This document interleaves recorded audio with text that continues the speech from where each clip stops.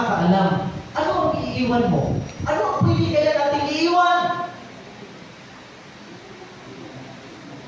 Bahay, negosyo, pangalan, o isang buhay na naglilingkod kay Kristo.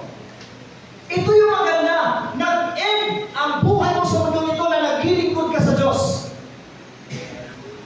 Ang sarap dabihin, kapatid, na ang paglisan mo sa mundong ito na kay Kristo ka naglilingkod.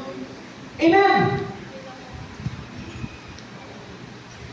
Hindi natin alam ang mamaya, ang bukas, ang sunod buwan. Of course, we can pray, Lord, pahabain mo ang buhay ko, Panginoon. Ang sabi naman ng Panginoon, anak, kaya kong ibigay ang mahabang buhay sa iyo, pero para saan? Kailan pa binigay ng Diyos? 2,000 years ago. Ang lahat ng hiniin natin sa Kanya is available ito para sa lahat. Anytime. Ang sabi nga ng Biblia, i-access natin ito sa pamamagitan ng pananampalataya. Ano kaya pwede natin iwan sa ating mga anak, sa ating mga pamilya? Ang Panginoong Diyos, napakatalino, napakagaling, napakabuti. Bago ka ba mag-isip ng future ng mga anak natin, future ng anak natin, sabi na ng Panginoon, for I know the plans I have for you. E di punta ka sa Panginoon kasi the best yung sa Kanya. We must surrender everything to the Lord. Family, ang ating mga anak, ang ating mga negosyo, ating mga arian-arian, give it to the Lord. Ang ibig sabihin, nandoon yung pagkilala mo na siya ang nagmamay-ari ng lahat ng bagay sa mundo ito. Amen. We just walk humbly.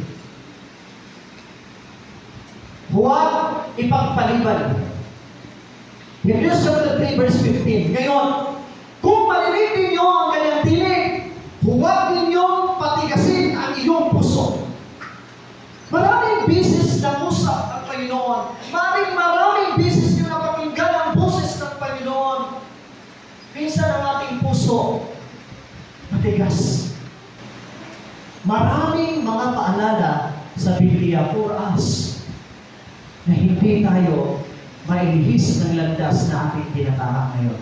Now, ang inyong family, ilagay natin sa ating puso. Nawa, patuloy natin maalala ang kaiksian ng buhay at paano natin ito pinahalagahan. Kung maiksi ang buhay sa mundong ito, paano natin ito pinapahalagahan para sa Diyos? Ano ba ang pinakamahalaga? Ano ba ang pinakamahalaga sa buhay na ito? Sabi nga, maikli ang buhay, ngunit walang hanggan ang pag-ibig ng Diyos. Panapakan natin ang Lord nito. Walang hanggan ang kaharian. Walang hanggan ang buhay nasa kay Kristo. Walang hanggan ang regalo sa nakipag-isa na kay Kristo Jesus. Grabe yung regalo na yan. Anong regalo ang gusto ko? Yung pansamantala o pansamantagal? Ang bawat araw ay biyayang ipinagkaloob ng Diyos. Do you believe on this? Ang bawat araw ay biyayang ipinagkaloob ng Diyos. Ang bawat sandali ay pagkakataon upang magmahal, magpatawad, maglingkod, at sumunod sa kanyang kalooban. Maaaring hindi natin hawak ang bukas, ngunit hawak natin ang pagkakataong gawin ang tama ngayon pala. Napansin ba ninyo? Napansin ba ninyo na every time nakikinig tayo ng mga mensahe ng Panginoon, parang may inaayos ang Lord sa buhay natin. Kasi pagkakataon pala ito, ang pagkakataon pala natin ngayon na mabuhay na puno-puno ng pagmamahal, pagpapatawad, paglilingkod, at pagsunod sa kanyang kalooban. This is life. Dahil maiksi ang buhay. Huwag mong ipagpaliban ang pagtugon sa tawag ng Diyos. Maaari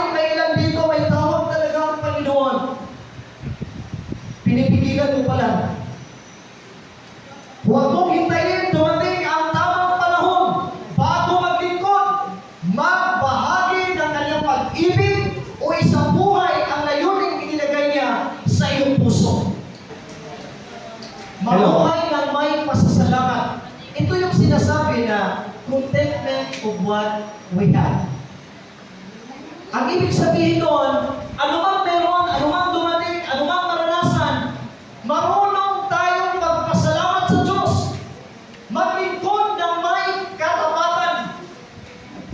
Mahalin ang Diyos at ang kapwa. Ito. Alam niyo itong word na mahalin ang Diyos at ang kapwa? Kasi nga, ang pagmamahal mo sa kapwa, yan ang replika ng pagmamahal mo sa Diyos. You cannot love kung hindi mo inibig ang kapwa. You cannot love God. Kasi yun daw ang reflection o replika ng pagmamahal natin sa ating Diyos. Kaya tama yung sinabi ng Panginoon, just love one another.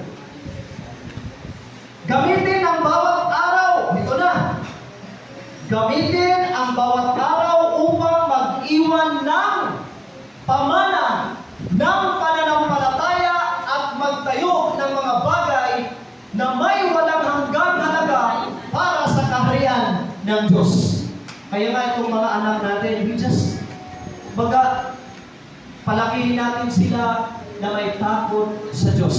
Itong mundo na ginagalawan natin ngayon, grabe na ang mga kaganapan at pangyayari. But thank God, dahil ang buhay ng mga magulang, mga bata ay nai-align doon sa salita ng Diyos na which is, yan yung pundasyon ng ating buhay habang nabubuhay sa mundo ito. Kaya ang salita ng Diyos ang pundasyon ng ating buhay simula noon, ngayon, at magpakailanman. Pahalagahan ang buhay. Sabi ng John 11:25, ako ang muling pagkabuhay at ang buhay. Sabihin natin si Jesus. Kumusta naman ang ating mga buhay? Pagod, minsan, talagang naturally, ang daming nararanasan na parang ayaw mong maranasan, bakit nararanasan, o yun pala, kasama pala yun sa proseso ng destiny mo. If you remember, that was last Sunday, yung pinagdaanan ni Joseph, bago siya nakarating sa palasyo, bago siya naging prime minister, ang daming pinagdaanan ng proseso. Mula sa hukay, tungo sa bahay ni Potiphar, naging katulong, nakulong, napagbintangan, lahat na. Bago siya nakarating doon sa palace, he never give up. Yung destiny ng buhay mo na inihanda ng Diyos, yun ay pagwalang hanggan, kapatid. Kaya nga sabi, looking unto Jesus, the author and the finisher of our faith. Kaya pag tumingin ka dito, sa mga pansamantalang mga bagay, walang satisfaction dito. May enjoy ka natin ang lahat-lahat dito if you surrender everything to the Lord. You acknowledge God sa lahat ng meron tayo sa buhay. Pwede ba tayong lahat